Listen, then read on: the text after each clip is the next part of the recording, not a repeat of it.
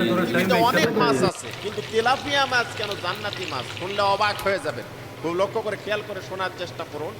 দুইটি নদী জান্নাত থেকে এসেছে, একটা হলো নীল নদ এবং দজলা ফোরাত।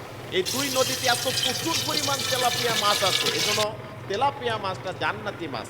প্রিয় ভাইয়েরা, খুব লক্ষ্য করুন, খেয়াল করুন। আপনি যতই অগুরুত্ব দেন, আপনি গুরুত্বহীন মনে করেন, কিন্তু এটাই স্বাভাবিক যে বাংলাদেশের প্রতিটি মানুষ তেলাপিয়ার মাছকে পছন্দ করে।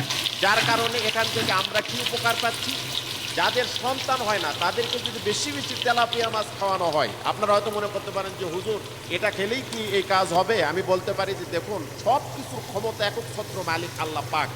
কোনো না কোনো উসিলায় বান্দাকে আল্লাহ জান্নাত দিবেন এবং বিপদ থেকে মুক্ত করবেন, এবং বিভিন্ন চাওয়া পাওয়া আল্লাহ রাব্বুল আলামিন কোনো কিছুর উসিলায় আমাদেরকে দিবেন। তো আমি এটাই বলতে পারি যে যদি কোনো মানুষ, কোনো মহিলা, কোনো মেয়ে, এটা যদি কোনো নারী এই আমলটি করতে পারে যে বেশি বেশি তেলাপিয়া মাছ যে পরিবারে খাবে, তাহলে দেখা গেল যে তার নিঃসন্তান থাকলে আল্লাহ পাক তার সন্তান দিয়ে কোলটা ঠান্ডা করে দেবে, কোল ভরিয়ে দেবে। এই জন্য বলতে পারি যে আসুন আমরা আজকে থেকে এই মাছ অবহেলা না করে আমরা চেষ্টা করব তেলাপিয়া মাছ খাওয়ার, এবং খাওয়ার সময় ওই নিয়তটা যেন করি আল্লাহর